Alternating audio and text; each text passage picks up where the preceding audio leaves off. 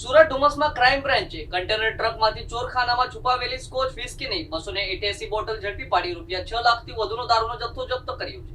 સુરતના ડુમસ વિસ્તારમાં golf side નજીક નહેરવાડા રોડ પરથી ક્રાઇમ બ્રાન્ચે બાતમીના આધારે એક કન્ટેનર ટ્રકને ઝડપી પાડી હતી। ટ્રકની તપાસ દરમિયાન ડ્રાઈવર કેબિન અને છત ઉપર ખાસ રીતે બનાવવામાં આવેલા ચોરખાનામાંથી ભારતીય બનાવટની ઇમ્પોર્ટેન્ટ સ્કોચ વિસ્કી 288 બોટલ મળી આવી હતી। પોલીસે જપ્ત કરાયેલા દારૂની કુલ કિંમત ₹6,612 હોવાનું જણાવ્યું છે। કન્ટેનર ટ્રકમાં દારૂ છુપાવવા માટે ચોરખાના બનાવવામાં આવ્યા હોવાનું સામે આવ્યું હતું। ક્રાઇમ બ્રાન્ચે સમગ્ર મુદ્દામાલ કબજે લઈ કાયદેસરની કાર્યવાહી હાથ ધરી છે। પોલીસે આ દારૂનો જથ્થો ક્યાંથી લાવવામાં આવ્યો હતો અને કોને પહોંચાડવાનો હતો તે અંગે તપાસ શરૂ કરી છે।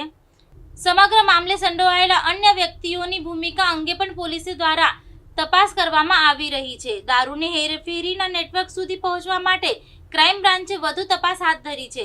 પોલીસે કન્ટેનર ટ્રકના દસ્તાવેજો અને અન્ય વિગતોની પણ ચકાસણી શરૂ કરી છે। જપ્ત કરાયેલા દારૂના જથ્થા અંગે વધુ પૂછપરછ અને તપાસ બાદ મહત્વની વિગતો સામે આવે તે શક્યતા છે।